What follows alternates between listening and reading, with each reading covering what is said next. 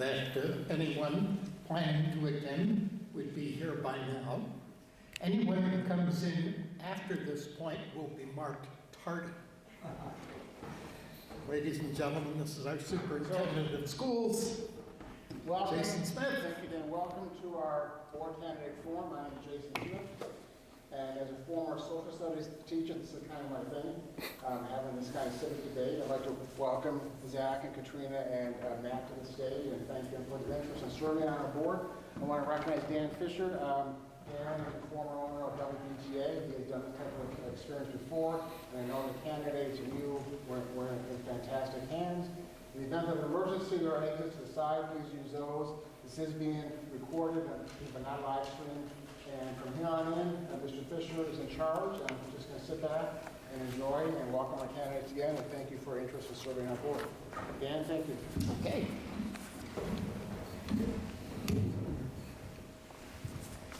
Well, good evening, everybody, especially to our candidates, who we will now meet in just a moment. A couple of housekeeping announcements. Our goal, first and foremost, is to be fair to each and every one of our candidates, allowing each to receive approximately the same amount of time, about 1 minute, to answer each question. Some of these may require a little more. We'll be as flexible as we can be while still being fair. All three candidates will answer the same question, and as we progress through questions, we will begin with candidates in the order that they appear here on the stage. All the candidates will be asked the same question. I'll reserve the right, since I can, to ask a follow-up question, just for clarification. And I will ask the members of our audience to refrain from applause or any other form of exclamation during the questioning or comments by the candidates.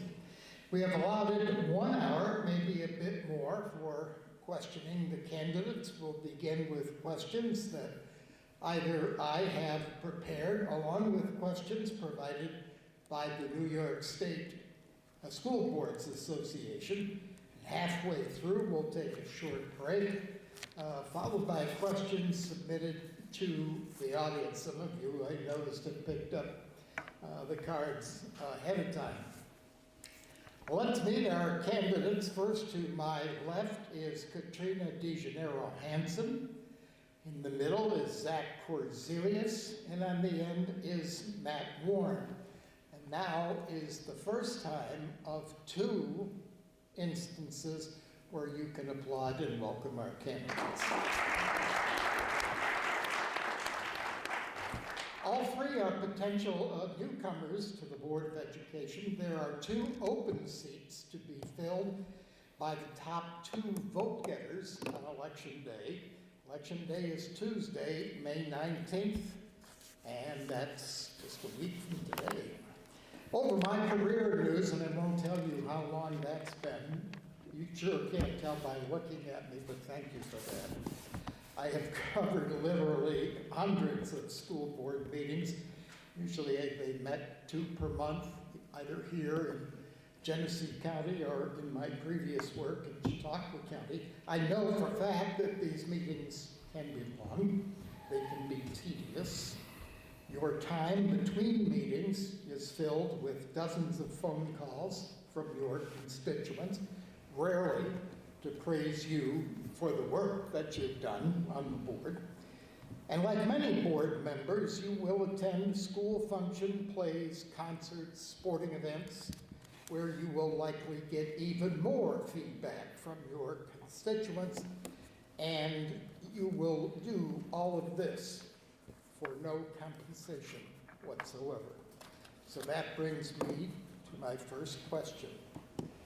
And Katrina, will begin with you. Why do you want to run for school board? Should I just turn, I think this is off. Hello? Push the button. Oh. Hello. Is it Working? Okay. Thank you so much for the opportunity to speak with all of you tonight and to take on potentially one of the most important jobs I'll ever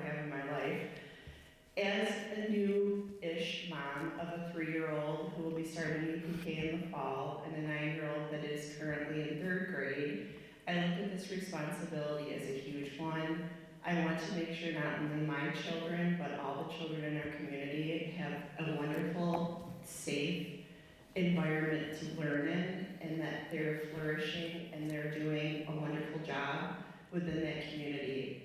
It's just the most important role that we'll ever have as parents, and also as the opportunity to sit on the board to make these important decisions as they come up. I believe that the board as it stands is a great one, and to be part of that is an honor if I am chosen to do so. In addition, we also have our teachers and our aides that work within the schools, which is the lifeline to what we know is going on within those classrooms. I think having an open line of communication with them as a board member is crucial. We are not in the schools every day. We don't know what's going on. We don't know the highlights. We don't know the lowlights. I would commit to also having an open line of communication with the teachers, with the aides, listening to the things that are going on that maybe do need to change and the things that are going well that do need to continue. Catrina, thank you. Appreciate that. And let's move over to Zach Korzelius. Same question. Why do you want to run for this? Testing. Okay. Well, just for the record, this is my second time I would be serving on the board. I previously served for 2 years. I was appointed by the board in the past. Since then, I actually spun off and have worked hand in hand with the Batavia School Foundation, still supporting our school, and I've been president for the past few years. My passion for the school has not stopped since the last time I was on the board, and has continued to work as a student-first mindset. I felt as being president of the foundation, I could directly impact kids, more scholarships, more money going into people making decisions, et cetera, et cetera. Which comes to the real reason why I want to run on the board. I'm student first. I believe that as a young kid coming from Alexander and now in a big district like Batavia, being a resident here, I have my family here. I have a local business here, multiple businesses actually.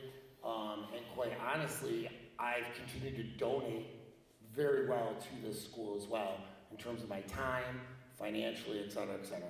I believe that our school needs a board that's student first, accountability second, meaning accountability for our district leadership, accountability for our unions, accountability for making sure that we're financially, fiscally responsible with our funds, while also balancing education as well. And lastly, which is probably the most important thing, is I do believe that I have the experience to take from private industry, as well as my background, being in education, being around the school as long as I have now, in many different capacities. I mean, at one point I was actually a substitute teacher here before I served on the board. And it's seeing the front lines, my wife being involved here, I believe that I have those experiences that will help elevate the board to the next level. Maybe look at things at a different angle than what we're used to right now, whether it be the budgetary items, whether it be personnel decisions, things like that. I believe that I have that experience to help out and contribute and make it even better. Zach, I thank you. And let's move now to Matt Moore. Same question. Why are you running?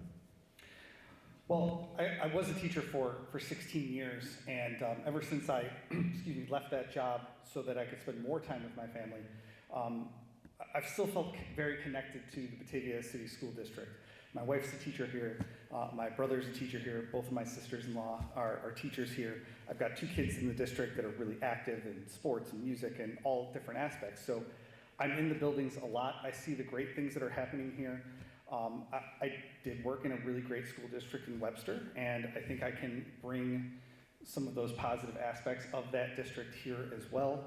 And so I think merging my educational background in addition to my private business experience and all of the other leadership aspects I've done outside of education, I think I can provide a really unique perspective to the school board and the taxpayers of Batavia City School District. Okay, Matt, thank you. Our next question, we often hear means of measuring student success. And the first thing we think of is, well, test scores. but maybe there's more to it than that. So what do you see as the board's role in fostering student achievement and measuring that achievement? And this question will begin with Zach. That is a great question. I'd love to answer that. So some stats that I don't think we've been paying close enough attention to is we do have a declining graduation rate. When I was on the board, we were close to 95%. Well, recently, when I last checked, we were close to 85. I also noticed, too, our participation. There's a lot of talk right now with a lot of different schools talking about how we have to merge sports teams, things like that, so on and so forth. Yes, that is true. There is population decline, but for Batavia, ironically, we're relatively the same over the last decade or so. But we, again, still are seeing those participation levels start to decline. And there's a couple of different ways you can look at all that, right? One would be, hey, we just need to mandate X, Y, and Z, when it comes to scholastics with tests, like you're saying. But I think it really just comes down to stability. Stability in our buildings, stability in our culture, stability in fostering things. We've had a very high attrition rate on our building level administration. And I believe that is a contribution to our declining graduation rates. Because when you don't have the same people in the building consistently, whether they're APs, teachers, principals, you're gonna start to see a little bit of a decline or slack. Secondly, when it comes to participation, for sports, we should not be just looking for coaches that want to win. We want coaches that want to help develop our students to participate. It's not just about the scoreboard, it's about participation. That's a great way to measure your inclusion. Thanks, Zach. And Matt Warren. Yeah, test scores are obviously something that are put out on a yearly basis.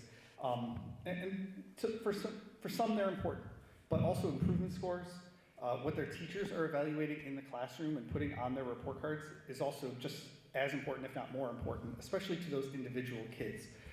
Test scores are a way for us to get a lot of data and distill it down into like one simple number, whether you're talking about graduation rates or average test scores, reading levels, all these other things. It's a good kind of general picture, but it's not really an individualized plan for each one of those students. And then there's other things that aren't academic.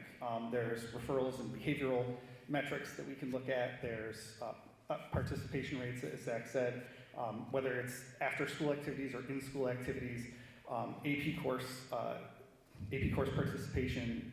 There's lots of different metrics we can use, but I'm a lot more interested in what the teachers are saying on the report cards that we can't necessarily measure with one single number.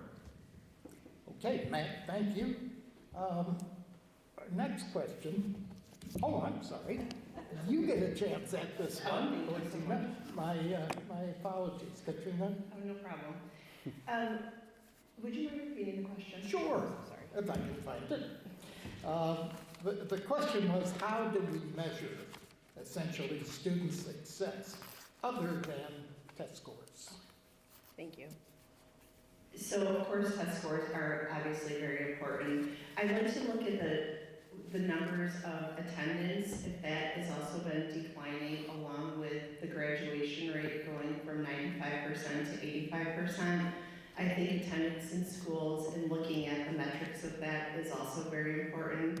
Perhaps a decline in extra activities such as library, art, and just overall attendance in extracurriculars.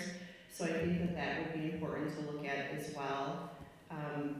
I think just looking at the opinions of the teachers and the aides of maybe why attendance would be low and looking at how that could overall play a part in that as well.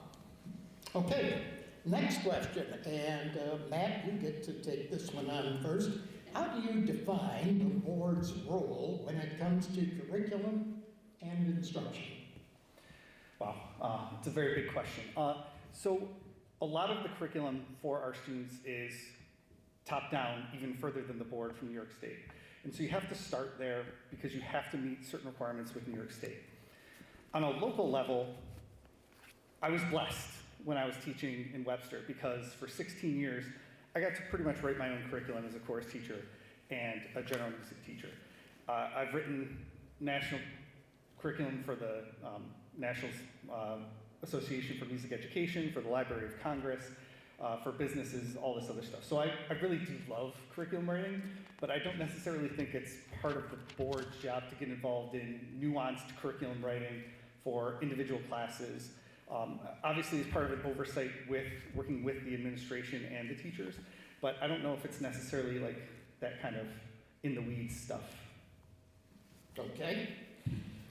Next question, and this one I'm pulling from my few years covering school board, meeting after meeting, for about 54 I don't mean years. to interrupt you, Mr. Fisher, but the Yes. other two candidates didn't get to answer that Oh, question. I'm sorry. That's what you get when you ask a 76-year-old to come up here and do this. You said you weren't going to say how old you were, Mr. Fisher. I know, but isn't it obvious? I think next is Catrina. Do you mind reading the question? I'm sorry. Certainly.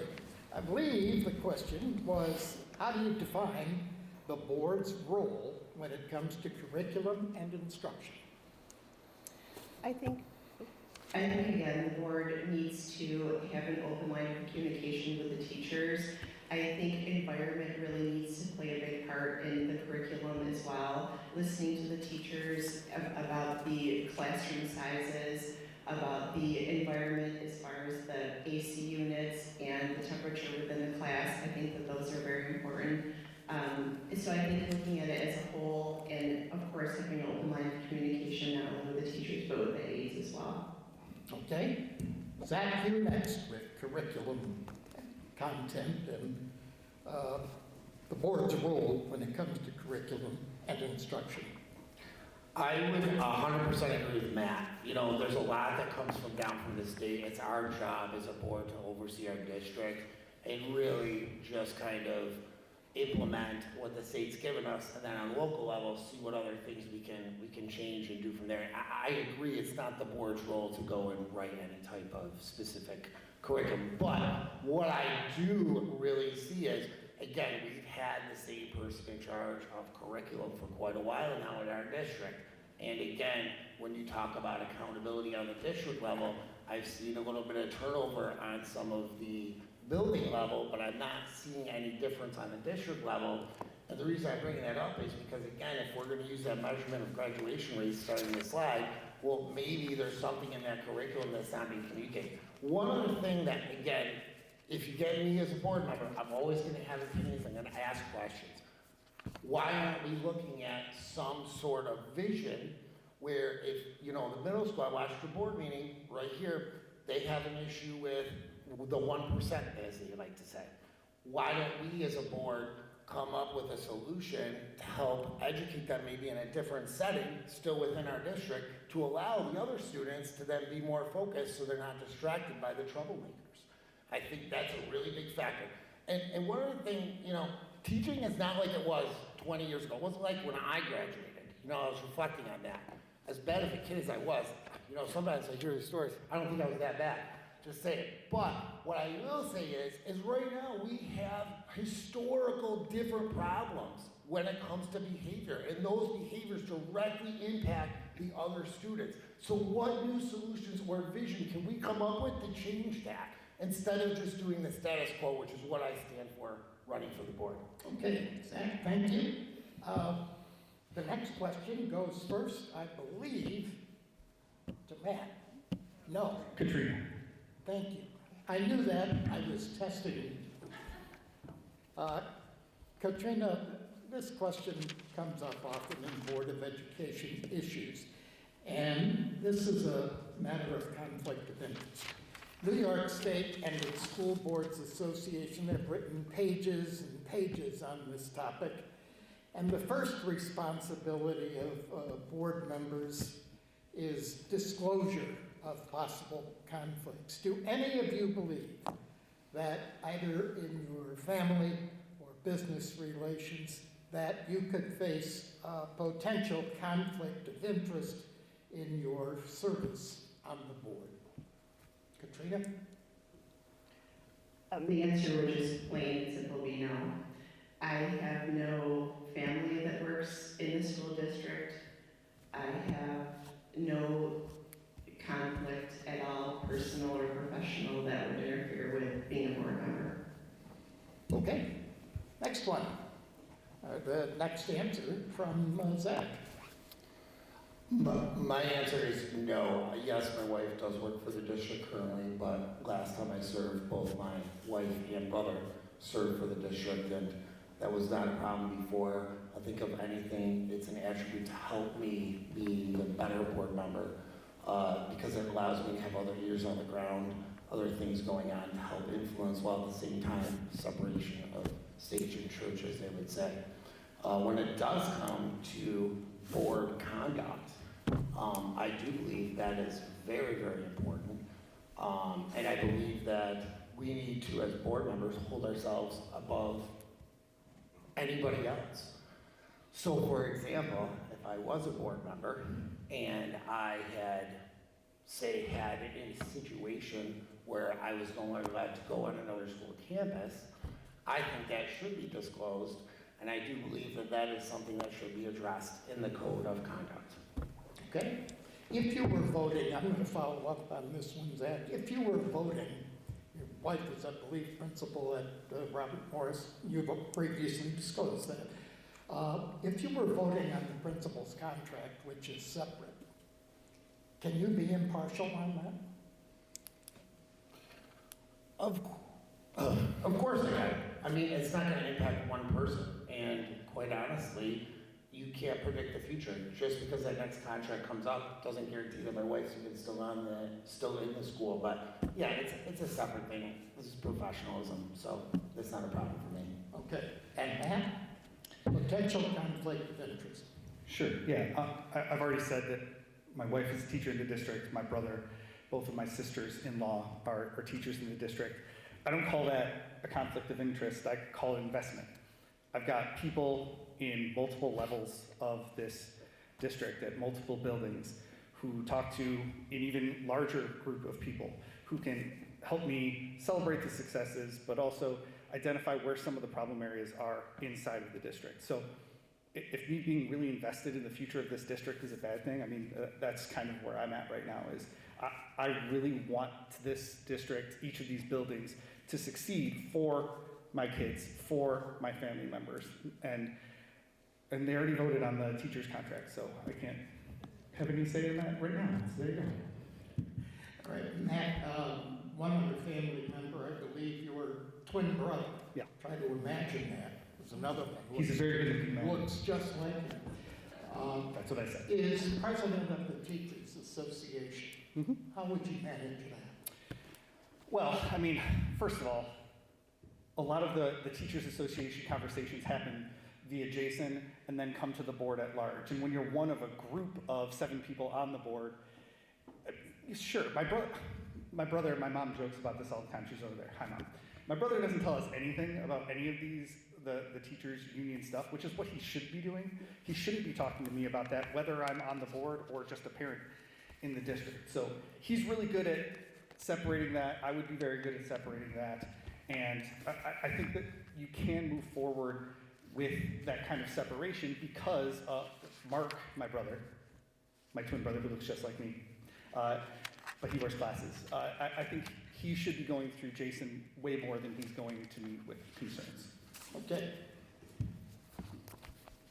Can any, real quick, can any of the 3 of you think of a time when you would recuse yourself from voting on ownership? Real quick. Katrina? Well, you have no direct conflict. No. Zach? The only thing that I would recuse myself from is if, obviously my wife was assigned to a new position or something of that nature, but no, other than that, I don't see anything, unless somebody else works for the district that I'm related to, so who knows, that could change too, right? Okay. Matt? Yeah, I mean, I could see Maggie's not going to have this problem, but like I could see a disciplinary hearing for a teacher or something like that that I'm related to. But you know, my my wife's been a teacher for more than a decade. My brother's been here for 20-something years. Like, I just don't see that as a possibility of something coming up, but I at least have to mention it in this answer. Okay. Let's move on here, and I believe our next question will go first to Zach.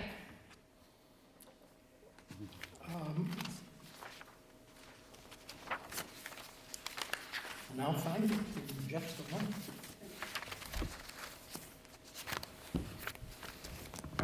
I promise. Okay. How do you view the board's role when it comes to community engagement? Well, I think, one thing that I would really like to change on the board is I don't think you should have to get us an appointment ahead of time to speak to the board. If you got a concern and there's a meeting, you should be able to just go, show up and talk. That's what you do at the city council. And again, I'm president for the Batavia Improvement District, so I'm very involved with a lot of their dealings as well. And I just think that that's your first line of communication. If somebody has an issue, there's a board meeting, you should be able to just speak. There shouldn't be a waiting period. I think the role overall is doing more things that honestly we're kind of doing right now, and that's where instead of maybe even having a formal board meeting, you're throwing events, you're in the community, you're asking questions. I mean, I'll give you an example. I had a guy reach out to me on Facebook this past week who wants to sit down and have coffee with me to talk about my thoughts on budget in the school board. I don't think he contacted any other guys. I'm not sure why, but I think he's, just wants to pick my brain, right? Which is fine. That's great. We want that. In our community right now, that's something we lack. It's okay to disagree and just move forward. It's okay to not have a unified board that has all the same opinions and always agree. And it's okay to disagree and just settle. But the most important thing is working together, working forward. And I believe our school, one thing I had to give Batavia, there is a lot of outreach out there. There really is already. My thing would be going further. The one big thing that I would want to come back in an even bigger and better way is probably community schools. Community schools was in the community doing things. I know it just got recently reorganized. I do agree with the path that each school should have its own community closet. But I think there still needs to be that extra layer that Julia used to do. There was, more festivals, more outreach. You had more community partners coming into the school. And that is something that I would like to see come back. And I believe as a board, us pushing that as one of our priorities would be our role to have even more community engagement. But I will commend the current board. The current board's goals are they have to be at an event once a month. So I got to give kudos to them for that. I do think there's some other things we could do as well. Okay, Matt, community engagement. Can you read the whole question for me? Sure. I'm sorry. If I find it. Community engagement.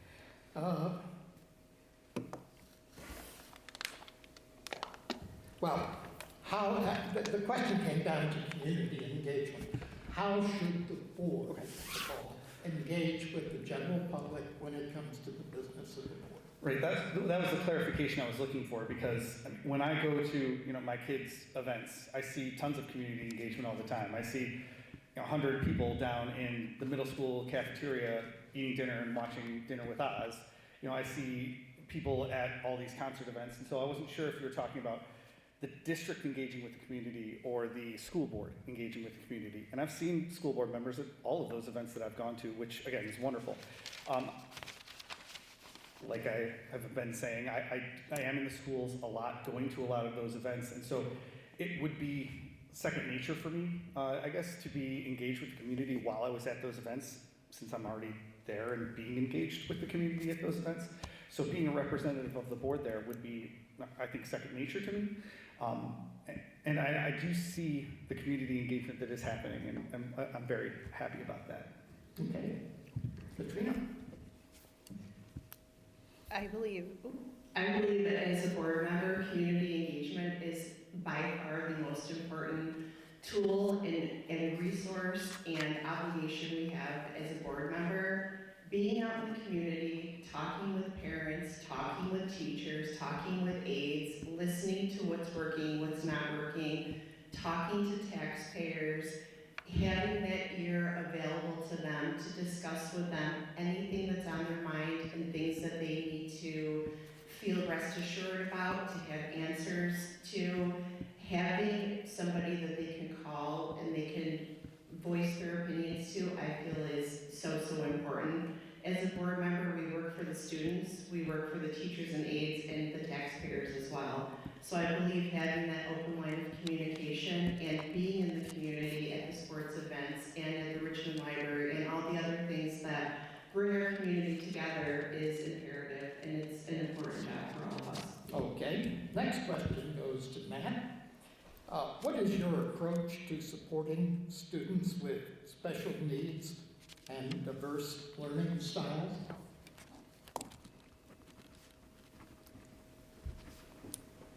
That one, I believe, goes to... Yes, I was just writing it down, sorry. So supporting students with special needs and diverse learning styles is something that was very important to me when I was in education, when I was in my classroom. Not just because it's mandated by New York State, but also because I had a very diverse group of students in my classrooms, whether it was general music or chorus. And so some of them would come with aides, some of them wouldn't. Obviously, having IEPs and 504s, I would have the most of any teacher in the school when I was there, because as a teacher in chorus, you tend to have the most students in the school. So I've worked a lot with students with special needs over the years. And then, as I said earlier, when I was writing my curriculum, both for the Library of Congress and NAFME, as well as for the Webster CSD, I would have to differentiate all of my curriculum, both for high achievers and for students with special needs. And so being able to provide a diverse education as a teacher is certainly something that was very important to me while I was in the classroom, and it's something I really support would really support as a member of the school board. Okay. Katrina, you're next.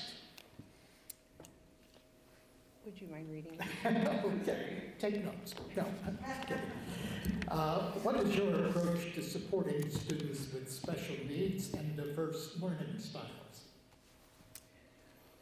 Well, I think that it's obviously very important that we are being within those guidelines of the students' individual learning, supporting the teachers, and furthermore making sure that the classrooms have the proper amounts of aides, just because it does fall into what New York State says the number of students with the aide, is that enough?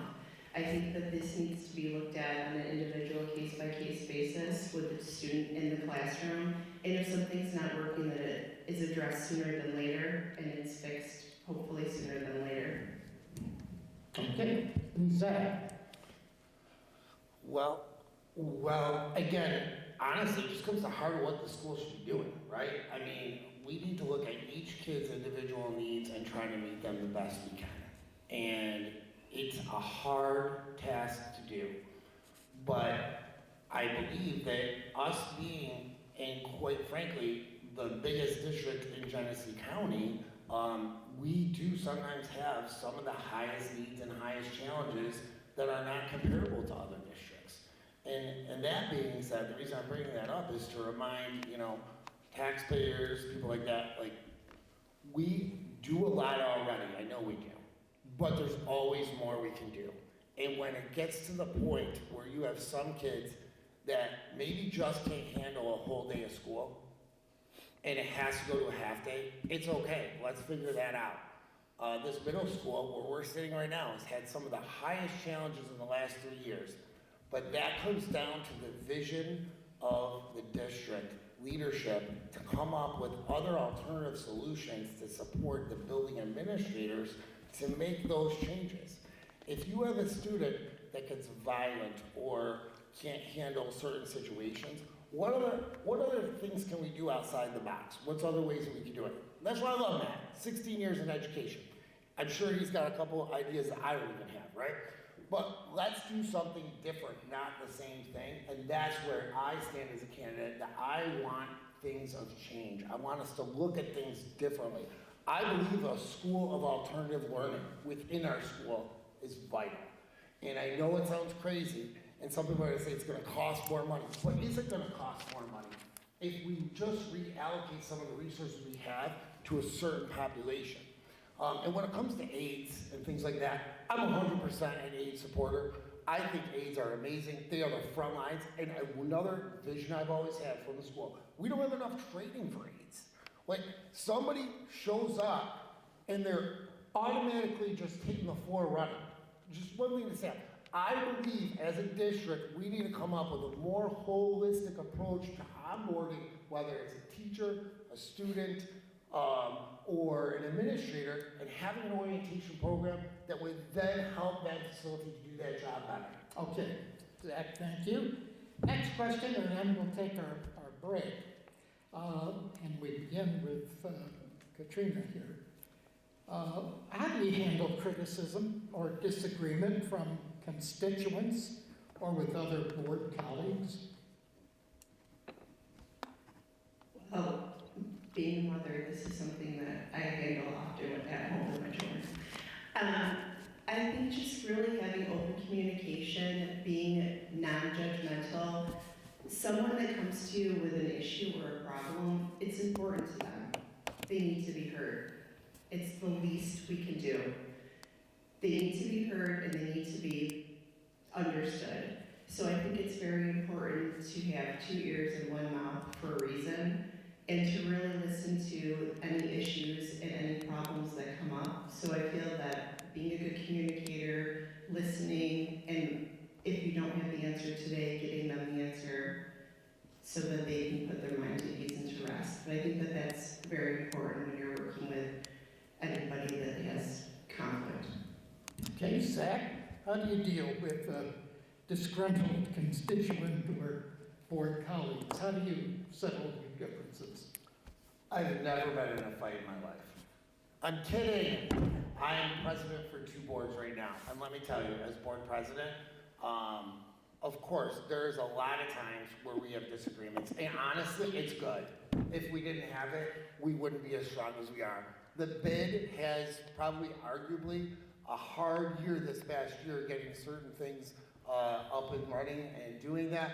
And I'll tell you what, we did not all agree all the time, but we all came together.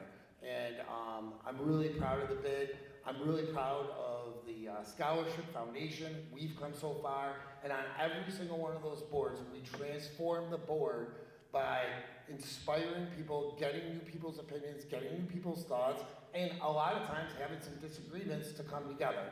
And again, our current board, I see people make presentations, and then it'll be like an hour, and then we just don't have enough follow-up questions, or say, hey, what about this, or what about that? It's okay to challenge people in a good way. Last night, we heard the kindergarten talk. I've heard about the aides. I actually took a phone call today. Somebody thought I was still on the board. I said, no, I'm running for the board. She goes, oh. I was like, but I'll give you my take on it. The kindergarten's not losing all their aides. They're going from 8 to 6, which means that theoretically, they would only lose an hour or 2 per day. Well, hey, I'll be the one to say it. In certain ways, you gotta make a cut. You gotta make a budget cut line, right? It's gonna come down to it. And Zach, I want to hold you up there because we let you go about 3 minutes the last time. So, Matt, how about you? How would you handle disagreements? Sure. The constituents and the board colleagues, I think, is 2 different conversations. For constituents, for me at least, the first thing I want to remember when I'm in that conversation is that there's sometimes where I'm speaking for myself, and then there's sometimes where I can't be speaking as like the entire representation of the entire school board. So it's me as a parent sometimes, it's me as a husband sometimes, but as a board member, I can't be speaking for the entire school board in a lot of those conversations. As a lead teacher, which is essentially a building department chair, when I was teaching, I had a lot of conversations with a lot of people that were really unhappy with the direction of the building, or how they were constructing a schedule, or when someone was going to get a lunch break, or whatever it happened to be. And we had to find common ground, whether it was with that person or a different teacher inside of our department or even inside the building when we were handling, say, a room change or something like that. So I have a lot of experience working with both colleagues as teachers and also with other parts of the educational apparatus to kind of moderate some of these conversations. And that's one of the things I do at work a lot too, is we work with a lot of people having conversations that surround sports and sports teams, which can get a little bit heated, and people can be very disagreeable sometimes. But we keep everything on the rails and have constructive conversations moving forward. Okay, we are going to take a maybe a little less than 5-minute break. Somebody told me there was a hockey game on tonight. Some of you may want to watch. But if you haven't filled out a question on the cards, please do so during this break. You can direct it to a specific candidate, and I'll try to be fair with that, or to all of them. So let's take a few minute break, no more than 5 minutes, and we'll see you in a bit.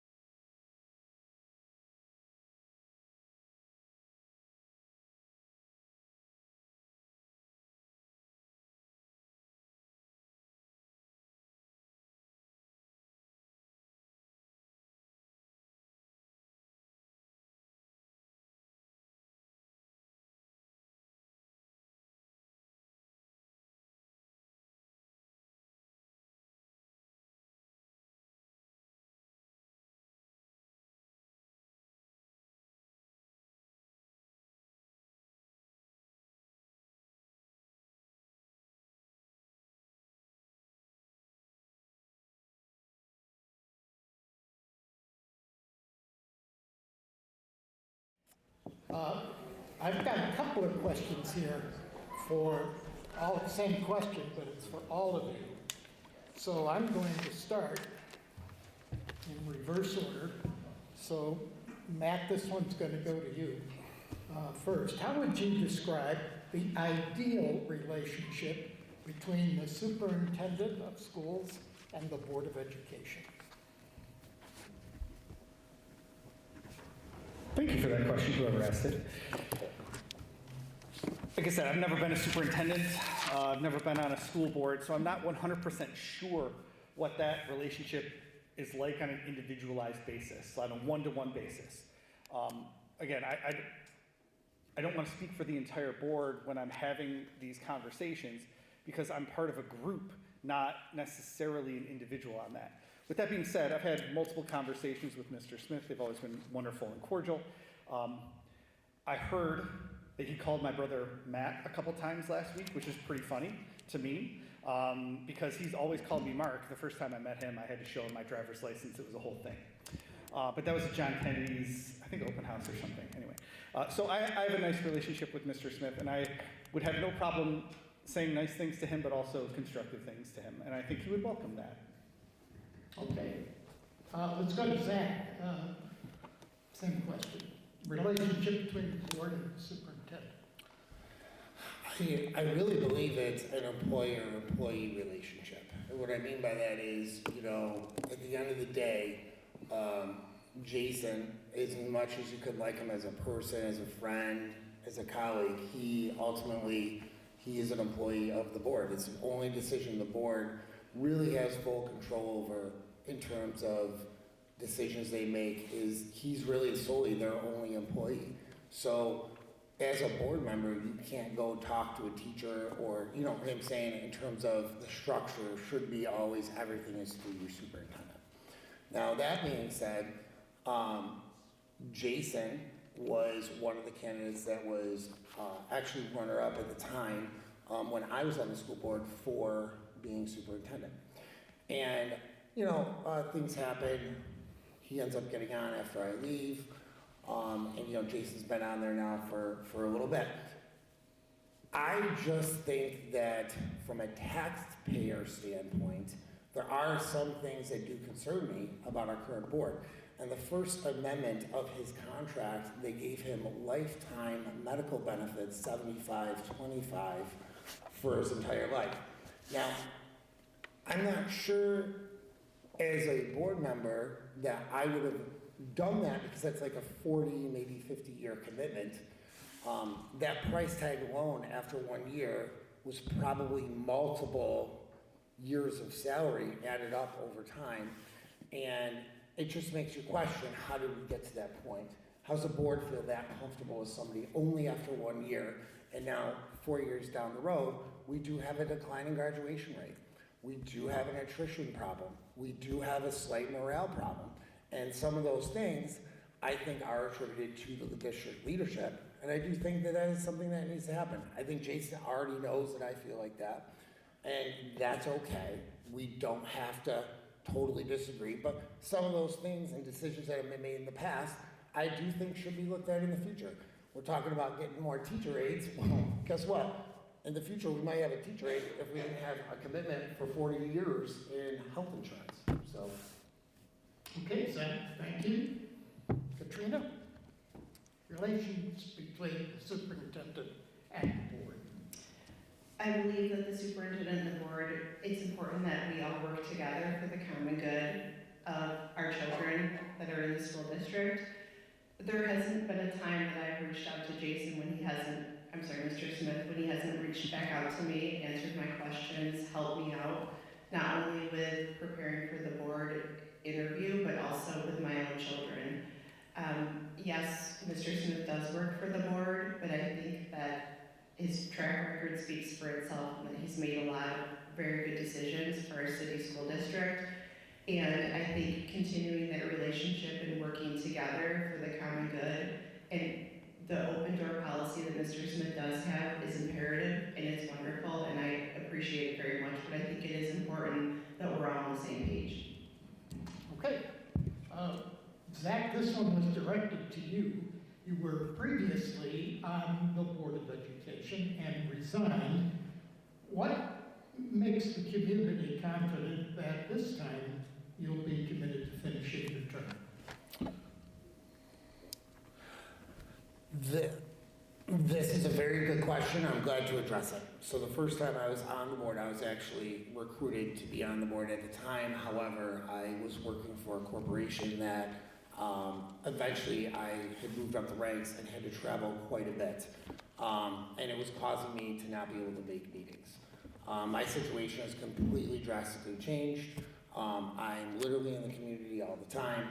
I own multiple businesses. I contribute to the school, whether it's donations, everything like that. So the point I'm getting at very simply is I'm in the community, I'm here, I'm present. So I do not see myself traveling ever again like that. So that was the reason I resigned, and I don't see that happening again. Okay.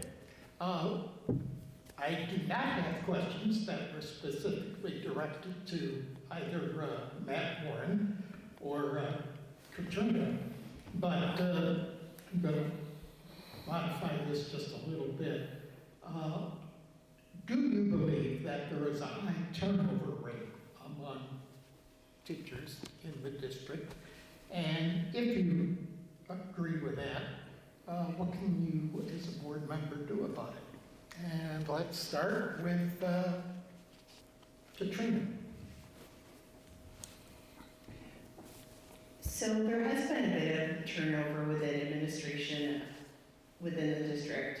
I think having more of an open communication with the teachers, maybe more check-ins with the teachers, having, again, open lines of communication. If there is a problem, addressing it, making them understand that we're there to help them in individual cases and as a whole, so that these problems don't result in having them leaving the district and having turnover, which is expensive and does cost, obviously, taxpayer dollars. But more importantly, it's also uprooting a classroom, and it's uprooting the children, having to adjust to a new teacher if it's mid-year or whatever the case might be. But I do, again, feel like open communication is the key to a lot. So I feel like that would really resolve things maybe a little bit better. Okay, Matt? Issue of turnover. Yeah, my son is probably the best example of that I can think of. In the last 3 years, my son has had 4 brand new teachers into the district. Now, they've done a wonderful job, but 4 brand new teachers in 3 years seems like a lot. And there is a high turnover rate, not just with teachers, but also we've shifted the buildings around a couple times. Let me be clear with this. I do not like that the 5th graders were here at the middle school, and I'm glad we're moving away from that. So I'm not complaining about the shift in the schools, but there is a high turnover rate in the school, and that leads to going through hiring processes over and over again when you've just done that. Training new teachers, both in upfront training and then ongoing training. Establishing building norms becomes harder and harder to do, whether you're talking about turning over the administration and establishing new building norms, or turning over teachers on a consistent basis and having them acclimate to the building norms. So there is a lot of problem with teacher turnover as a whole, and I do think that there is turnover here in the Batavia City School District. Okay, Zach, turnover. I mean, yes, of course. I think it's a major issue. I think it all starts with administration. I mean, you've lost multiple teachers or multiple administrators with 20 plus years experience, whether they were last minute given tenure, then the tenure's taken back, or we're gonna have you in this school, then put you to this school, then we're gonna put you to this school. That's gonna be a trickle-down effect. Because whether we like it or not, there are going to be some teachers that probably follow certain principles, whether it's going from 1st grade to 5th grade, vice versa, so on and so forth. And ultimately, to me, it comes back to the same question. During this time period of high attrition with the administration, why is there no checks or balances from the district office? What was the district's office original vision when they made recommendations for whether people got tenure, took it away, or then additionally said, hey, we think that this person should go from this building to this building. And that's the struggle I have with the district right now. Like, what is that big vision? How does that look? And how do you recreate that culture? But it has to start with consistency. I will give it to them. For the past year, we haven't had anybody move.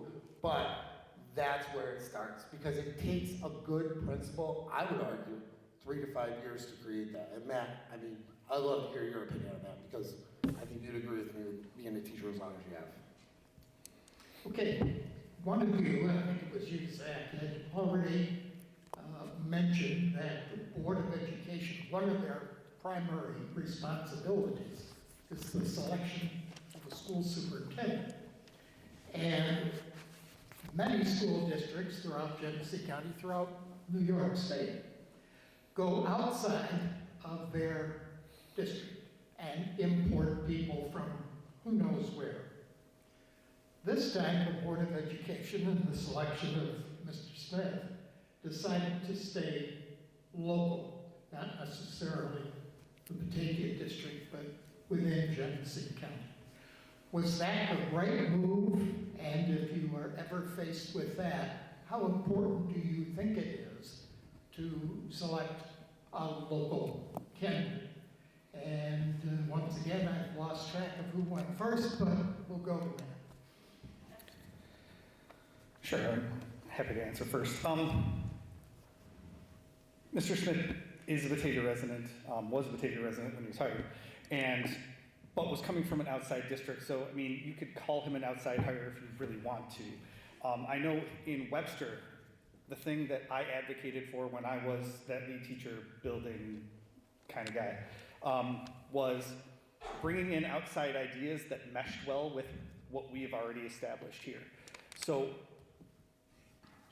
that's not to say that I only would consider external candidates or I only would consider internal candidates, but I think external candidates can bring a vision that can improve what you have and diversify what you have, but also establishing what I said, building norms earlier, and then promoting that district-wide, I think can also have a lot of benefits.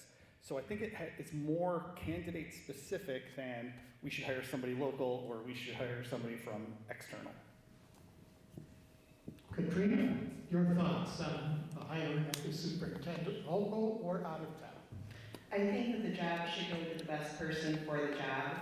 I think there is some value in having a diversity, interviewing people that maybe have different ideas or come from a different background, but ultimately I feel like it should be the best person for the job.